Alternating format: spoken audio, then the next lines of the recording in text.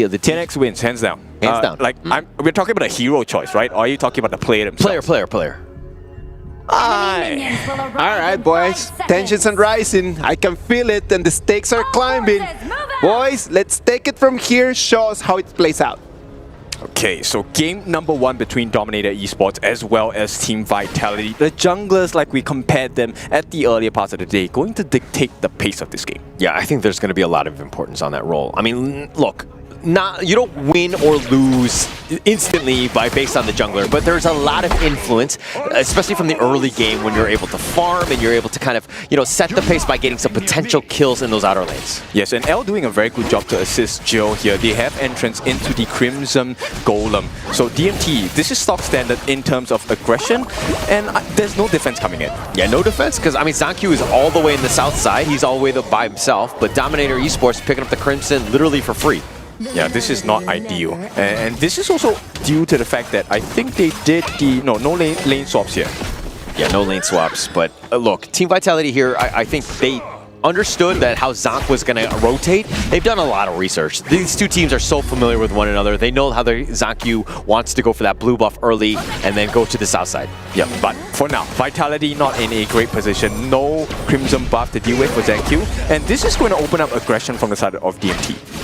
All right, let's talk a little bit about the top lane. Charlotte versus Mayin. Who are you giving the edge to? At the start of the game, I would think Charlotte does a little bit better, but as the level continues to rise, then Mayin will be able to kind of burst out the Charlotte. This is really a timing-based matchup. Who lands the skills more? Yeah. No, to be honest, I really like the Mayin, especially later on. Getting to that back line, I mean, Jurl and Ahem, this is a perfect hero to do so. You have a lot of mobility and to be able to kind of control. All you need is that bit of control for the rest of the team to kind of secondary initiate. Yeah, but this Clash lane matchup is really trying to catch smoke, because if you time it right, yeah, you can kind of instantly avoid a lot of different things. Okay, all right, okay. And then we're going back to this one. Zankyu, again, trying to get all that farm, taking as much as possible, but most of it has been stolen away from him. Dominator doing a good job. And this is why whenever you see an Ogren on the enemy team, you want to be aggressive, you got to take away stuff. Yes, and it stifles the growth. Zankyu now at level 4, he's already 1 level behind TNX. Yeah, I mean, still very early. It's 2 minutes, 30 seconds in, but it's got to be like a feels bad man. Like, oh man, they're like really honing in on me, trying to take away my farm, making things a little bit difficult for me. Which kind of piques my curiosity, right? So on Team Vitality now, if you're in the position of Zankyu, what do? Where is this recovery going to come from? Well, I mean, hang on. They actually maybe get the kill. Zankyu uses his ultimate, will not survive this. The stun comes and first blood goes to Jurl. Well, dying is not going to help. Okay, let me help with that one. But look, I think that it's more of like Team Vitality funneling that farm in. Maybe you give up your lane creeps in the mid lane as much as possible. You got to get him going. Him dying early and giving up first blood, absolutely huge for Dominator Esports. Yes, and it's given to Joe, right? So he's going to have a big burst of power spike damage as well. And Zan here, I think with the commitment of the Audi, he did manage to force out the Dragon form. So it's not ideal for Vitality. They have no openings. Yeah, but all for alt, right? I think that they'll be both happy with that. Nobody died. As long as you're staying alive and you're sticking in the lane and you're continuing to farm, I don't think it's the end of the world for both of these guys. Again, Ahem and Zan, these guys will be going at it, but look at how 19 has been rotating around, again, trying to provide that space for Zankyu. He needs to give information to the team, because right now, Joe has been completely not stopped. He has been stealing camps. He's taken, look, he has the Crimson buff on him. Yeah, I mean, look, this is why the Mai is kind of on point. It's like once it gets going and it's able to kind of move around, it's going to be super annoying to deal with. Yes, a lot of people are asking, right, over the course of the few days of KWC, why is Mai picked up? Because when she has a lead, she is so hard to play against. Yeah, it's very difficult. I mean, look, in the late game, she's kind of underwhelming because she's just so squishy. Yeah, but they get that ultimate down. The beast is unleashed, but it's TNX who secures the Tyrant. But it's looking like a bad fight for the side of DMT. They will back off. Nobody really dies. Maybe just Guyi at this point, but 1-to-1. There is a bit of life in the side of Vitality. Yeah, Guyu going down. I mean, he's trading his life away for that Tyrant. Tyrant. Not the worst thing in the world. I think that the Dominator Esports will be happy with that, considering like the Clash Lanes net worth are tied. So again, it's all about really TNX kind of getting going. Once he hits those items, that power spike, then they're able to slow siege together. I'm kind of curious about L in this way, right? Because, like you said, this advantage that DMT have acquired for themselves, if L is able to force them into bad positions, Joe is going to have a great time. TNX is going to be able to land his furball as well, and everything sets up Ahem and Guiyu to get the final kills. And you bring up a good point, because whenever you see the Lian Po, I don't like him as the initial initiator. I like him as the secondary one. Like, let them group up, and TNX is like the perfect guy to do that with this Agudo. And I think Agudo might be the best pick coming in from the experience of watching TNX over the past few months. Yeah, just rein him in, man. Let them stick together. It's one of those things where, because he's like kind of lacking in the mobility department, or compared to some of the other junglers, you're like, he's forced to play like a team game. That's kind of funny, because yes, TNX is a team player, guys. It's just that he's sometimes he gets ahead of himself. Yeah, he just gets a little overly aggressive at times, thinks he's strong, and gets a little out of position. He's trying to make a play, right? And I don't like, you know, I don't want to speak negatively of him, because you need that confidence to really just go in as the jungler. Yeah, Unbridled Arbor is going to land that first stun. They're trying to get the burst in, but it's not enough just yet. TNX falling very low. Will give his life, but Ahem gets onto Tufts as well. It's not looking like a decent fight for the side of Dominator. Losing their jungler, but dear Joe, he comes in, gets a knock-up as well. Has to follow up, but there's no more damage coming in from the side of DMT. Vitality, they're performing a lot better. Yeah, they're going a lot better, but they went all in on the TNX machine. They tried to ensure that they got that kill.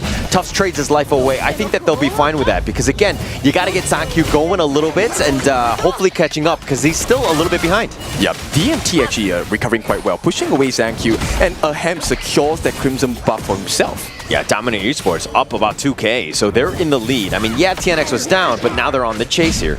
Yep, they won slightly with that fight, but Zankyu's still behind. Yeah, still behind, but Gerald making him pay a little bit. He forces out the out, gets a knock up with the Neil. Here comes TNX as well. Furball will not hit the mark, but the damage comes in. TNX gets Neil. 19 falling low as well. Ahem fed with the meat of this guy as two members are falling down. Zen as the run for his life. They're chasing in. Ahem, a double kill as DMT hit the stride. And Ahem, this is why he's so good on that Loong, just being able to flash forward. And Churi gets that kill with that Flaming Palm. He could have gone out on his dragon, but he decides to walk it off. But Dominator, just a great play, catching them out. The L Tremor Smash was on point. What a great initiation by him. Yeah, that's the strength of the Lianpo, right? And right now, look at the amount of aggression that DMT are putting. This is the DMT that we wanted to see since day one.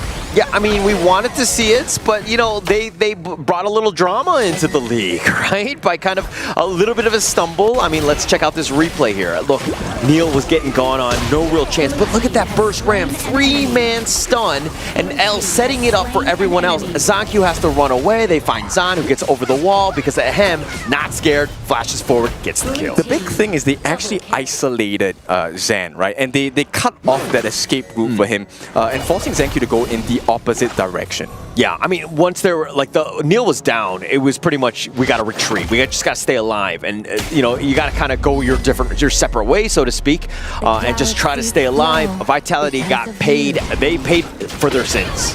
And what's more painful and most painful about what's happening now is the fact that they have taken 3 different turrets on the side of DMT. So Vitality, they don't really have a lot of space to work with. Not a lot of space, down about 4K, and it's making it even more uncomfortable as Dominator Esports looking to just invade. But Guiyu getting low. Yep, he's one-on-one, but the support is coming in. It is not a fair fight. Guiyu takes that fall. And for now, DMT, they are lessened in power.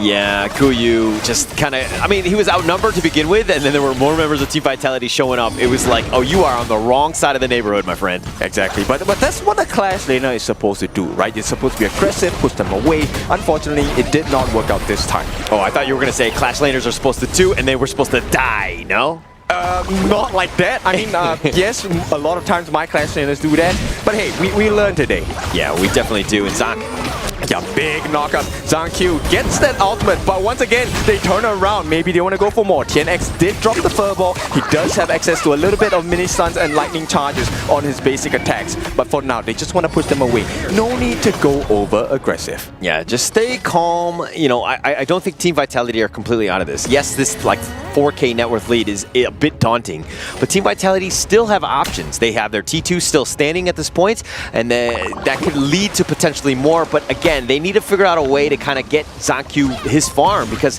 he's about 500 gold behind TNX. Okay, not the biggest difference. In fact, the biggest difference comes to me in terms of gold. It's the farm and the roam, right? And this is a concern for Vitality, but it's not something that will cost them the game just yet. Yeah, Shadow Tyrant is going to be like spawning at this point, but again, Team Vitality, you cannot give this up. I think that you have to contest. You need to make things a little uncomfortable. Yeah, that's why Zhang Q's hiding in the corner, and with the Radiance, L surprises him and reveals his positioning. They might want to go for the reset here.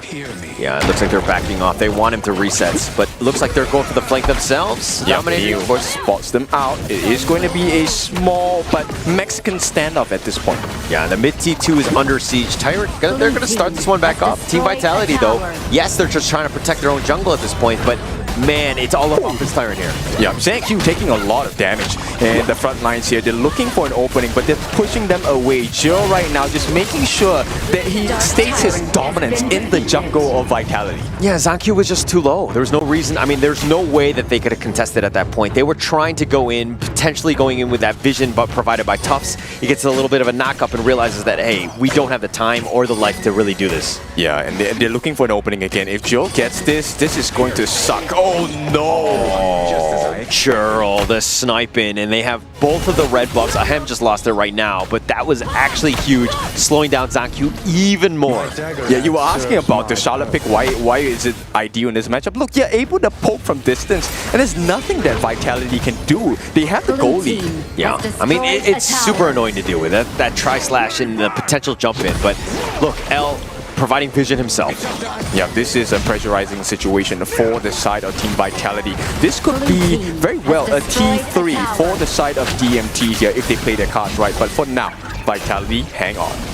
Hanging on right now, but like, look, with this wild growth, they're going. They get the stun. Ahem is far away. Zhang Q in the middle of two members, but there's not enough damage, no support. Neil falls low, and Vitality, they had the idea, but the execution did not match it. All right, that 19 Umbrella Outburst was like literally my Umbrella Outburst, where I like pushed them away and in a bad spot where my team can't catch them. And unfortunately for Team Vitality, yes, ults were expended, and you do survive, but again, you didn't get anything out of this. I think, okay, look, the biggest thing that they got out of it was that the pressure on the TA3s were relieved for the moment. So that's a decent win for the side of Vitality. I mean, they'll take it. They need to stay alive. They need to stay alive. Yeah, a potential kill as Tufts is taken out by Jill. This is why the Mai is picked the level advantage, the item advantage, level 14 for Jill, and he makes it work. Yeah, Tufts, what did I just say? You need to stay alive. Come on, dying like that, especially a solo, Jill outclassing him. Yeah, and now it is a T3 under pressure on the top side. We're going to be working hard on that. Gets the turret for the team. DMT looking a little bit more dominant in game number 1. The second turret in the middle taken down as well, as Gui is just throwing blades at them. Yeah, look, a single kill, and they just turned it into 3 T3s. Absolutely amazing for Dominate Esports. They're looking to close this game out soon. Yep, death by 1,000 cuts. They need something, and they need a miracle. Vitality, something needs to happen. It needs to happen right now. Zhang Q, he goes in, gets a blood rage down as well. But on the backlines, they're falling low. The flash committed by Neo as well. There is not enough control on the side of Vitality as they try to make their stand, but it will not work because DMT have shown up. Game number 1 goes to DMT. Clean. That was the Dominator Esports, to be honest.